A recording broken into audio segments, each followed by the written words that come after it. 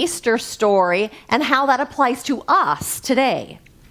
Because that Easter story is a story of transformation. It is a story about rising up out of that which is limiting and limited and to be born into something greater. Leaving that which is limiting behind so that we can be born into something greater. And so I'm talking about the overlap of the Christian story of Easter and of resurrection, along with the stories and the symbols of today, meaning the Easter egg and the Easter bunny and the chicks that we celebrate and what Easter seems to be so much about today. And so symbolically, Jesus rising out of that tomb, transfigured, is him rising out of this world of struggle and strain and difficulty, this world of suffering and struggle, and instead moving into a heavenly realm. A realm that is a realm of freedom and of liberation and of boundlessness. And so that story of that transformation has been told throughout eons of time, long before Jesus arrived on the scene. And so in pagan history and in pagan society, the goddess of spring was named Oster. That is where the word Easter comes from. And so Oster comes from the Scandinavian Ostra and the Teutonic Ostern or Istra, who are both goddesses symbolizing spring and fertility. These goddesses were honored on the vernal or spring equinox. The Phoenicians called her Astarte. The Assyrians and Babylonians called her Ishtar, pronounced just as the word Easter. And in Europe, she was known as Ostrara. So that's where the word Easter comes from. And so she is Oster or Easter. She is the goddess of new beginnings and of renewal and of new birth. She is celebrated at pagan festivals during the month of April. Her symbol is the rabbit, because the rabbit represents fertility and new life and fresh starts. The rabbit is pregnant with possibility. And so Oster, the goddess, is the goddess that is responsible for the dawn and for plants and for flowers and for the birth of all the new baby animals. She is responsible to bring all of that forward after the dormancy and the darkness of winter. And so in pagan times also, eggs were painted gold, and they were painted in bright colors during these festivals of spring to represent the return of the sun. And so there is a history of eggs that I did not know of until this week, looking at this, and it says there's an old Latin proverb which says, omne vivi ex ovo, which means all life comes from an egg. There are myths all over the world that say the whole universe was created out of an egg. Eggs are and remain an emblem of life and an allegory of rebirth. Who knew?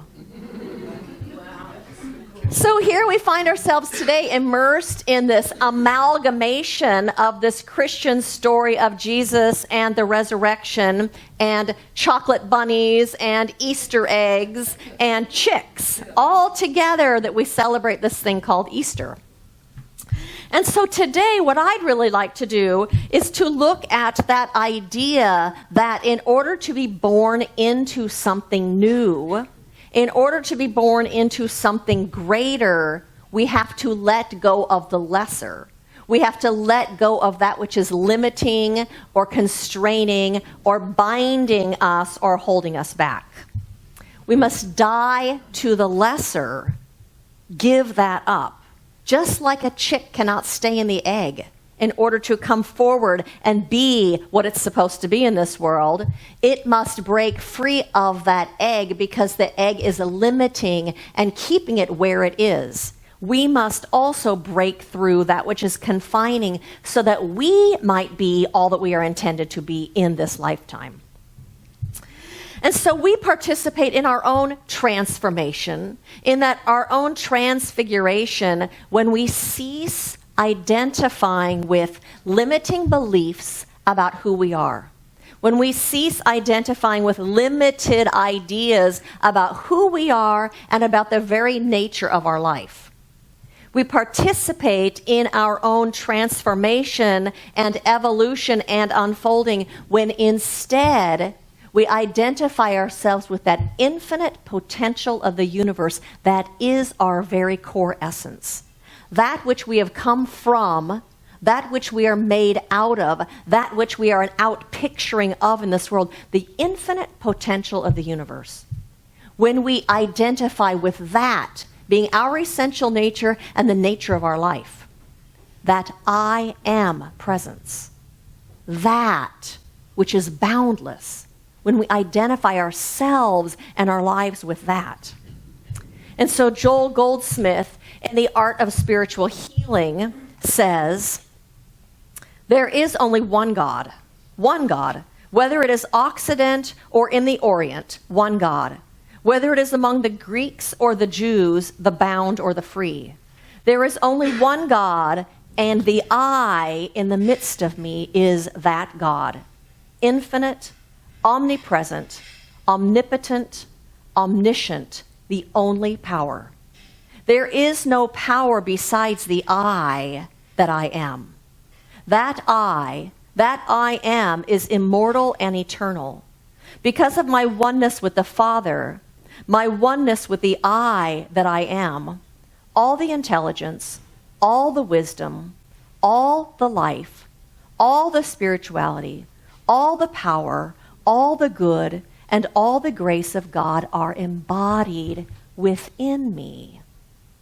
It's when we identify with that, instead of our human personality, instead of those limitations we place upon ourselves, that is how we are transformed. That is how we rise up into a heavenly realm.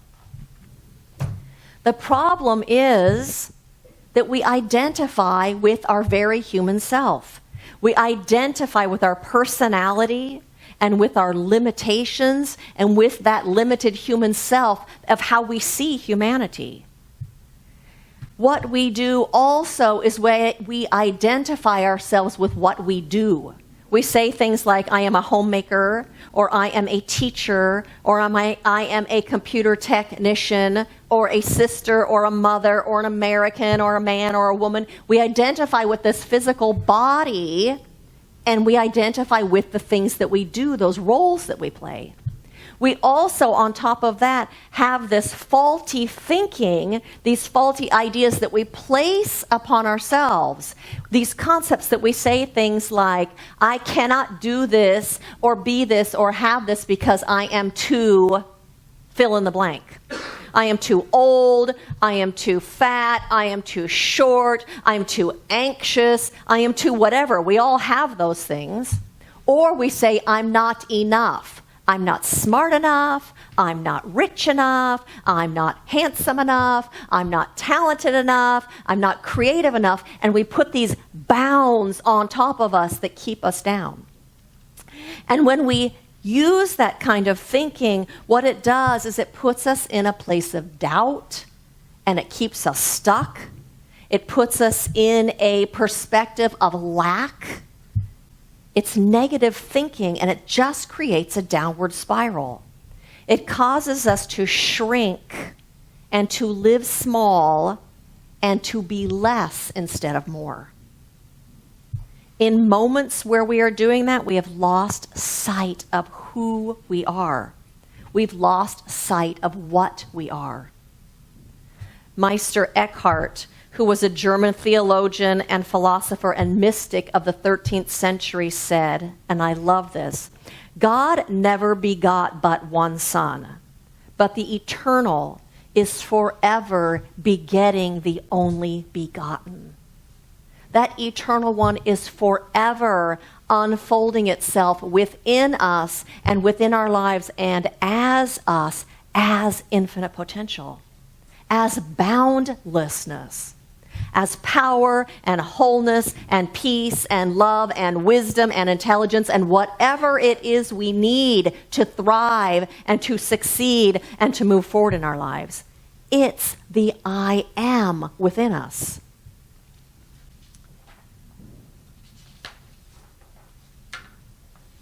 You are not your personality, and you are not your body, and you are not what you do. You are an individualized expression of the infinite itself. You are that one here in form, rooted in that one, supported by that one, sustained by that one. You are boundless creativity itself.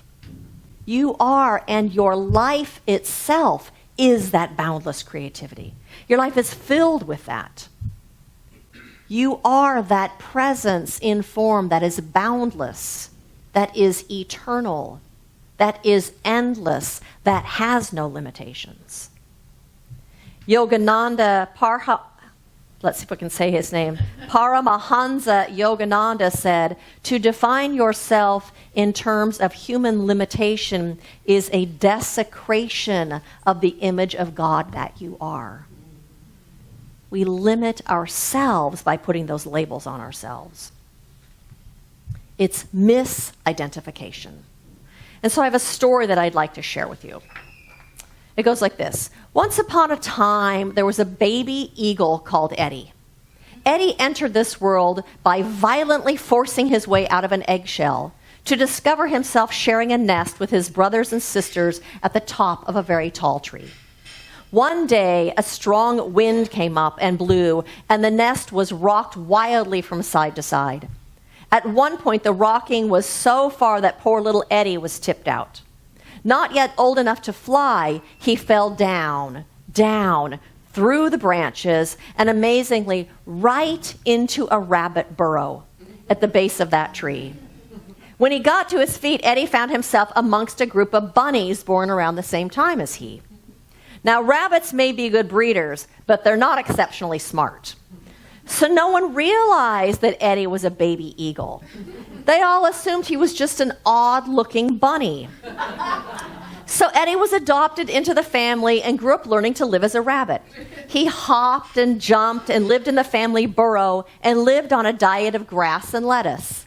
Of course, all his life, little Eddie struggled with a sense of terrible inferiority. He didn't look like the other rabbits. He was always the last one chosen for all the hopping games. And he often was sick on the grass that he ate. Then one day, his life changed. Eddie and his rabbit siblings were out in a field playing when a dark shadow spread across the ground. The rabbits looked up, and there, hurtling towards them, was the mighty eagle.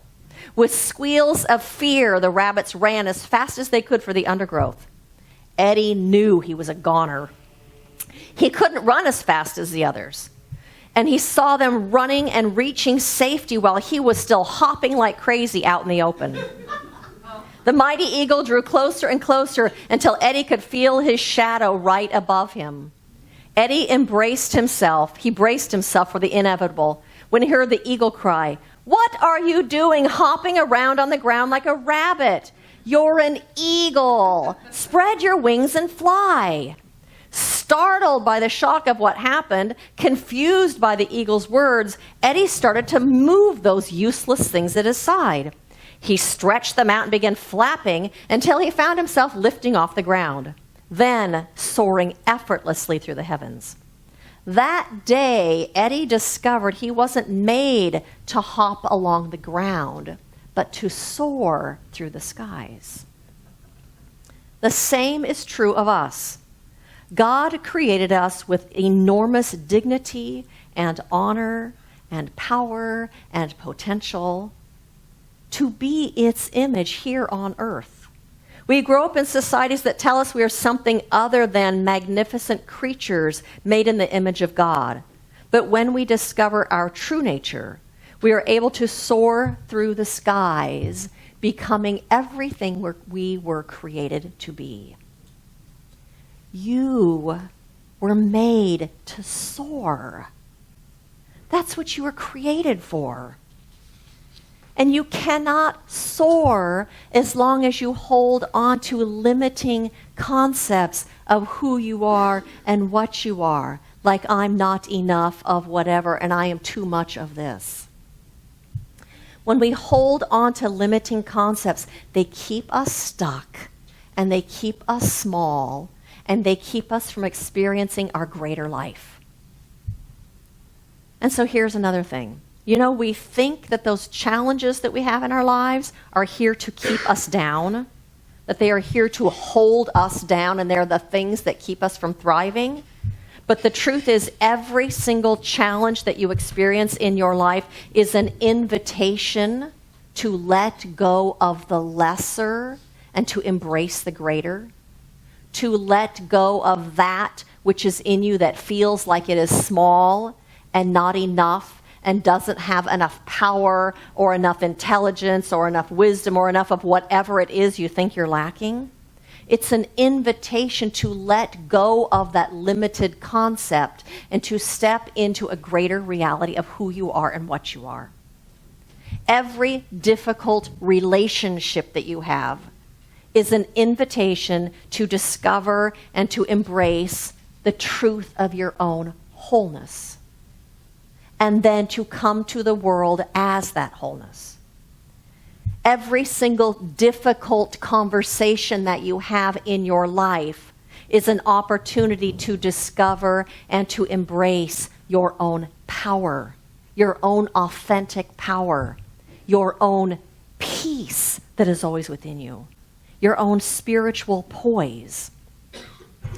Every difficulty that you have at your place of work is there as an opportunity for you to discover and to make real and to bring forward that boundless creativity that lives within you, to express the truth, to discover who you are, and to bring that into the world. Everything is always an opportunity to love.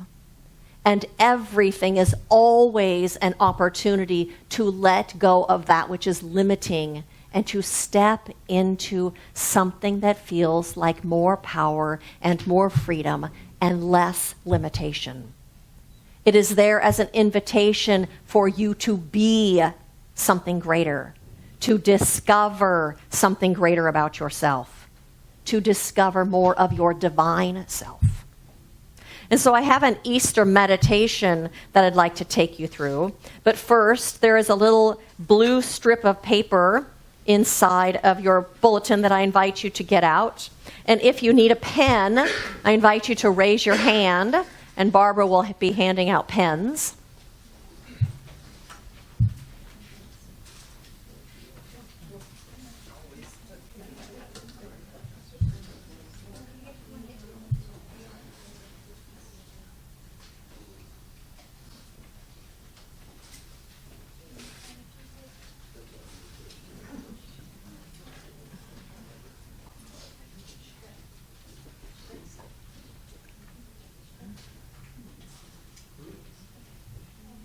I have another one if anybody else needs one. Does anybody need one of these?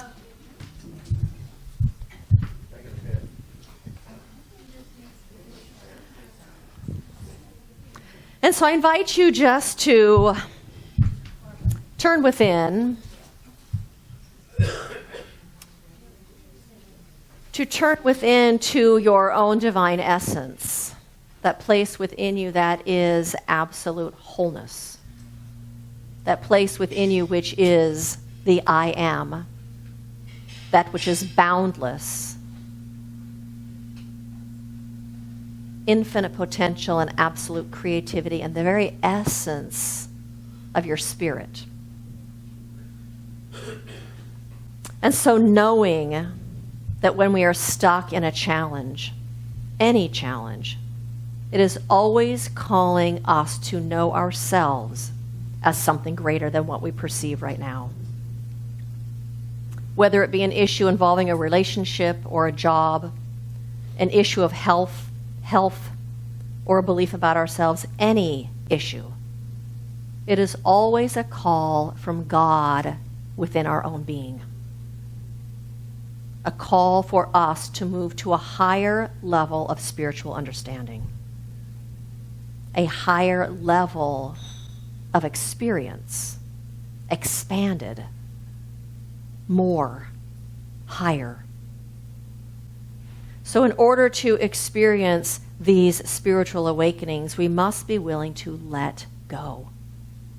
We must be willing to let go of what isn't working. And it is in this moment of being caught between this very human world and a higher knowing that we are on the cross. It is being caught between what the world is telling us and the truth.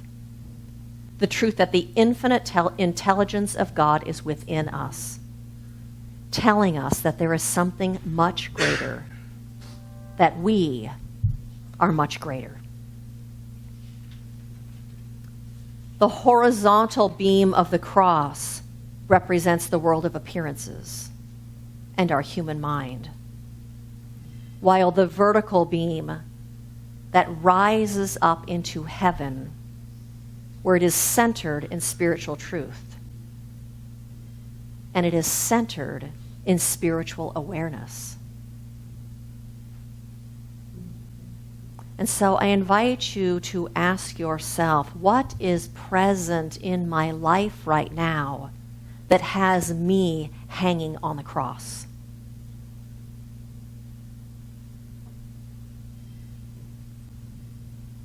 Where am I stuck between this human perception and the spiritual truth?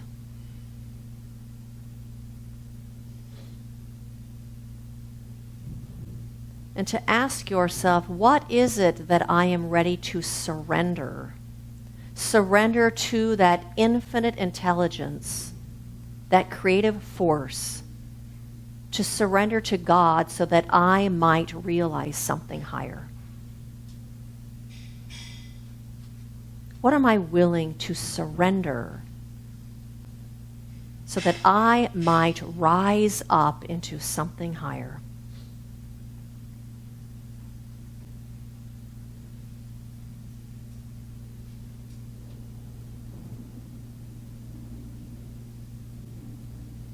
To ask yourself, what do I need to die to so that I can be born into a higher realm?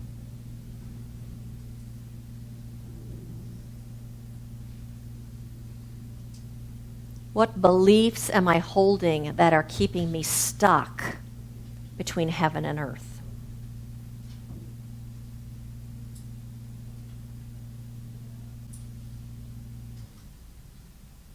Our souls lead us to grow. Your soul is leading you right now into that highest of truth. So I invite you to open your eyes if you haven't and to write down that thing that you're willing to release on this Easter Sunday.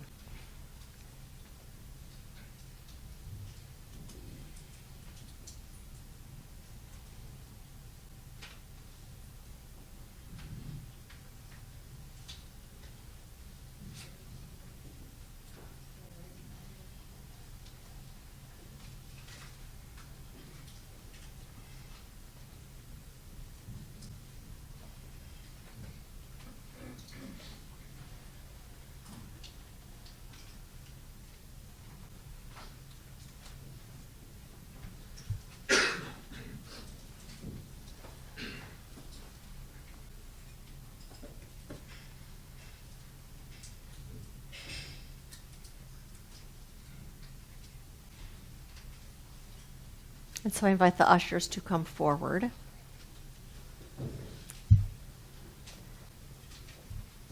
And I invite you to fold your paper and to hold it in your hand or against your heart and to join me in prayer.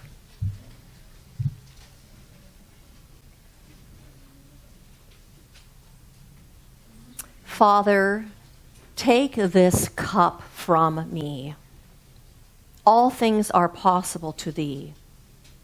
My spirit is ready to be born fully into thee. I am now willing to surrender this issue to your infinite knowingness. I give up to you my fear. I give up to you all false belief. I will to will thy will. Amen. And so I invite you to allow, as these cups are passed, take this cup from me, and to sacredly and sincerely let that go into that cup as it is passed. Barbara, let them pass the cup. I want them to hold the cup and pass it. And to place your paper inside of it as you make this a sacred event, releasing this unto God.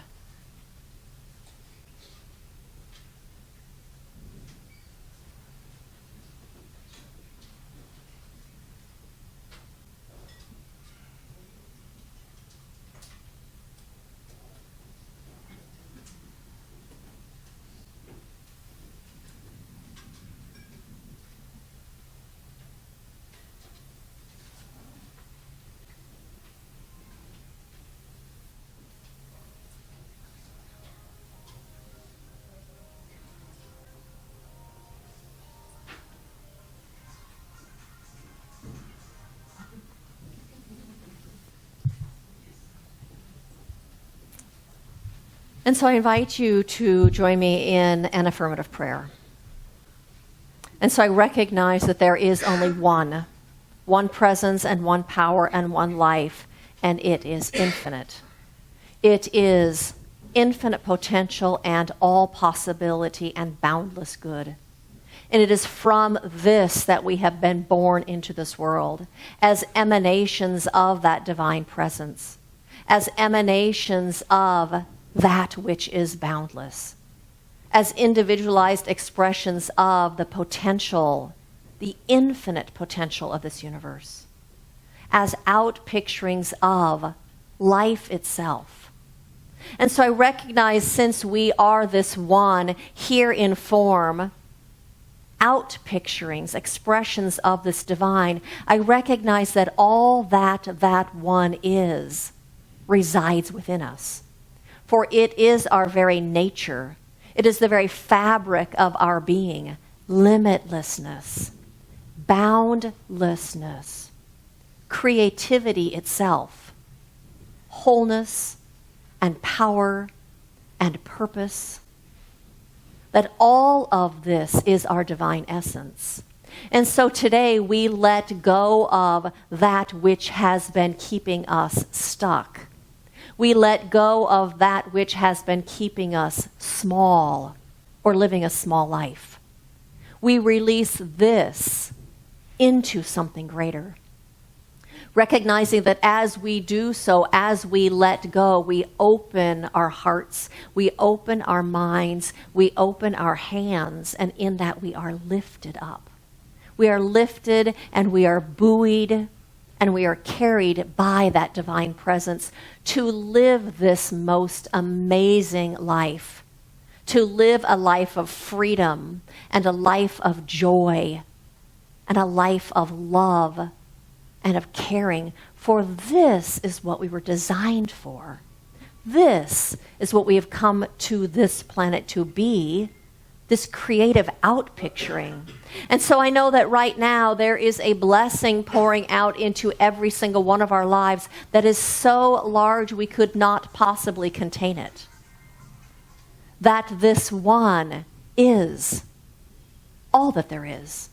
It's the only power. And so this is carrying us. And this is transforming and transmuting and dissipating anything that we have been holding in place or that has been holding us in place. How good it is to be in recognition of our own freedom. And so we hand this over to that infinite intelligence of the universe. And we pour out of ourselves our own creativity into our lives, our own wisdom into our lives. That boundless good that lives within us, we pour it out into our lives. This is what we marinate in. This is what we live in. And so it is with a heart overflowing with gratitude for this realization and for this experience that I release this into that perfect law of action. I release this into the yes of the universe. And I simply receive. And I say, and so it is.